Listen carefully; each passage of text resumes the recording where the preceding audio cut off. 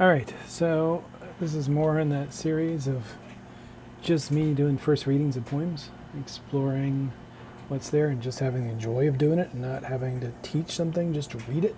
I don't know if anybody else wants to actually listen to these. They might not be worth a damn.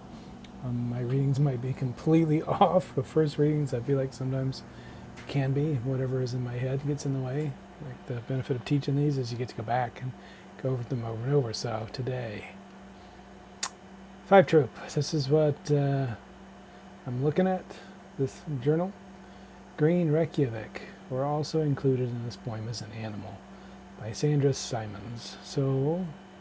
Simonds? I don't know. I should know. You think like, you're like, hey, wait, aren't you Facebook friends with her? Yeah, I am. But I don't know her work. I know it's out there. I know it's going places. I know people are talking about it, but I don't know it. So I'd like to get to know it, or at least see what's there here, so I can go forward. So Green Reykjavik. I've been to Reykjavik, so this is the reason I picked this one off the bat, the green one. I don't associate green with Reykjavik very much, but if you're thinking of an environmentally oriented piece, maybe this goes there. Also included in this poem is an animal, which feels like completely different than Green Reykjavik. So right off the bat, I'm already feeling like this poem's going to be like very playful, a little bit of sense of satire going on in it, maybe. Who knows? We'll find out when we go through this. I think anything that's playful, I just try to read it just like I would anything else, like a straight narrative piece. I read the same way as I would an experimental piece. I just try to see what's there first, and then I go back and figure it out. So this one. 1, 2, 3, 4, 5, 6, 7, 8 stanzas. All right. They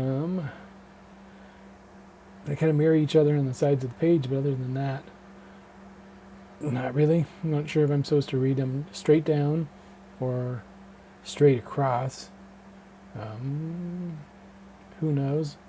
Yeah, I rise, I wore sea, I biked on an ice, slice meaning, Warlick chic we.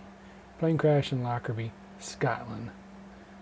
Minus 273 degrees. I guess I'm reading it that way. I guess I could also read I rise, I biked, slice meaning, plane crash in Lockerbie. I do the Lockerbie thing, but I don't do Scotland. That doesn't make as much sense to me, so I think I have to read it across the page. It's one of these decisions, I don't know, reading it the first time through, which way to read it. I think traditionally I would just go straight down one column, straight down the other one, but I think the first lines especially are playing off of each other with the I raw ice, which is like an incomplete sentence, but I wore sea. I biked. I'm not sure where. I'm not sure what's going on with the ice. Like I'm ice. This is related to Reykjavik. Iceland can be pretty cold, or is it just Iceland? I biked on an ice. Like I biked on ice somewhere. Slice meaning that's definitely going on in here. This is one of those great little phrases that jumps in there. Slice meaning. This is what feels like happening. We're slicing up all these words in different ways to figure out what they mean and how they could mean in different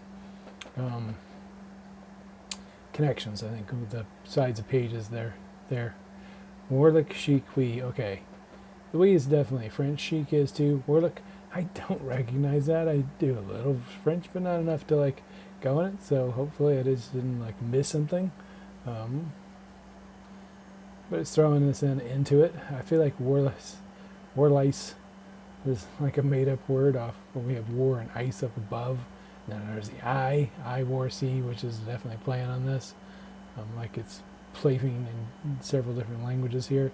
Plane crash in Lockerbie. I'm not sure if this was on purpose or not. Lockerbie, Scotland's got a C in there. So I'm not sure if this was a typo or if this is a play with language against Scotland. Minus 273 degrees is not what I see Scotland as. I mean, is this... well, I don't even know what to do with the minus 273 degrees there. We're in location cold. Is this related to the ice in the beginning? To absolute zero is anyone's guess. Now, see, I feel like I'm reading it straight across, and that's working here. To absolute zero is anyone's guess. Minus 73 to absolute zero is anyone's guess. This is like the how cold it is. The guess of it. What a mess of birthmarks. Is this playing off the Lockerbie crash from the airplane? Like, what a mess of birthmarks it would be with all these, sorry, dead bodies flashed all over the ground. A mess of it, or in ice, or an absolute zero where things ice up and you get those little flecks in ice. Not sure. Which is a frictionless variety of Moroccan mint. Since which is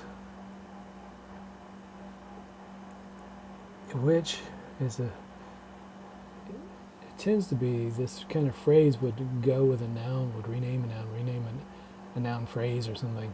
In this case, coming after birthmarks doesn't work very well, but what a mess, which is frictionless, that actually works better going straight down this column. So I'm like back to this. Can I read this in both directions? Is this appointments playing with meanings, slicing up meanings in column, or slicing it straight down the page? I rise, I bike, slice meaning, plane crash, and Lockerbie, too absolute.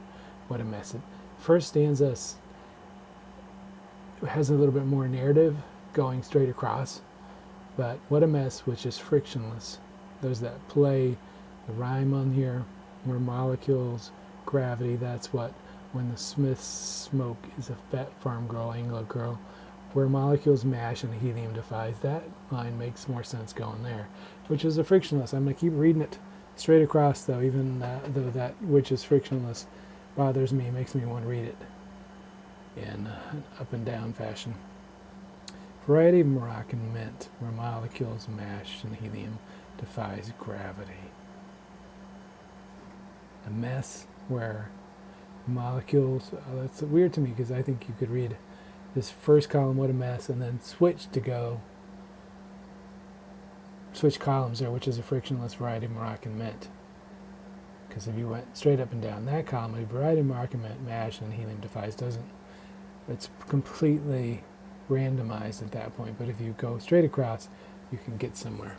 I don't know if this is making any sense to the reader, the listener of this. I'm just trying to follow through and see where this conversation goes. In this poem, it's really playing around with slicing meaning up a lot. Mash and helium defies gravity. That's what the buried mammoth ate. So there's a parenthesis, so that makes sense going across. That's what the buried mammoth ate. Gravity, or this mash of molecules, this mash and mix of molecules is what the mammoth ate. When the smith smoked, twirls her curls, is a fat farm Anglo girl with smallpox, less cows, and so on. I don't know about that line, but we have like this Anglo-Swiss with twisting her hair. Is she less cows, less cows? This have to do with like cows and the smallpox here. I don't know. How I wanted to be blonde. See, that line works really well going straight across. But how I wanted, that's when I broke. And a gecko and it reads easier going across. How I wanted to be blonde. Is this related to the girl right above who has twists and curls and she's a fat farm Anglo girl? I don't know. That's when I broke into the Christian farmhouse. When she wanted to be blonde is when she broke in the Christian farmhouse. And a gecko and a gecko and a gecko. And the gecko is in the farmhouse. There are multiple geckos in the farmhouse. See how the proprietress scoops eyeballs from skulls with her crisscross ladle. Wow, that's a hard image. We just went from like how I want to be blonde. I broke into this farmhouse and there's geckos, and then there's a proprietress who's scooping eyeballs out. Like eyeballs of the geckos being scooped out, or there's eyeballs of something else. Where the rustic song calcifies Christmas time inside a crate with a doorknob. What a rustic song. I just misread it. Literally, what a rustic song calcifies Christmas time inside a crate with a doorknob, which is kind of odd. It's playing off of, some of Adorno's ideas here. A shoehorn, a miniature chateau, a woman's molar. This feels like we just went into this weird like Christmas time gift thing, like odd little gifts like who wants a woman's molar, and Kafka's sisters yodeling one side of the equal sign isn't necessarily equal to the dismantling of lamps or subjects on the other, a gate. Well, see, like this last little stanza from the right-hand column. I like reading it straight down. It almost feels like a language place. Like there's a sir, and this a sign isn't necessarily equal to, or subject on the other. A gate, like this sign, isn't necessarily equal to a subject. One side of the equal sign isn't necessarily equal to the dismantling of lamps. It's definitely in this one like a play of a whole bunch of different images thrown in together. You have to go through and figure out how to put it together yourself. I feel like this poem is not giving you like a pathway that's a straight narrative anywhere in here. So we're like, throw out the narrative and let's just jump in language. And the language here is going in all different directions, and even the language itself is breaking up so that we're seeing other languages in it, like the war-lice chic, which plays on I, raw, ice, I, war, sea, in the beginning on an ice. All these kind of plays going on. I had no idea how it relates to the title except for there's play going on. And the animal, like we did see gecko, is that what we're counting, or the cow that shows up, the mammoth, there are animals in here. There's more than one animal in here. And they're playing around quite a bit. So I don't know, my first reading of this comes to like any specific meaning except for the fact that meaning is being spliced in this poem, and we're given all these multiple ways of understanding how language works, or how narrative is something that we're putting together in patterns ourselves, but we might not recognize how much we're patterning the elements in our lives into a nice narrative. But here we're kind of forced to do a project where we're trying to pattern things. I don't know if that's what the poet was going for at all. And if the second reading I did of this, stepping away and coming back, I might have a completely different reading of how to approach this specific piece. I like what's happening with the play. I like poets who are playful with language and try to see where it goes and explore it, and don't always give you a straight narrative that sounds easy. This one's not doing that at all, and that's kind of fun in itself.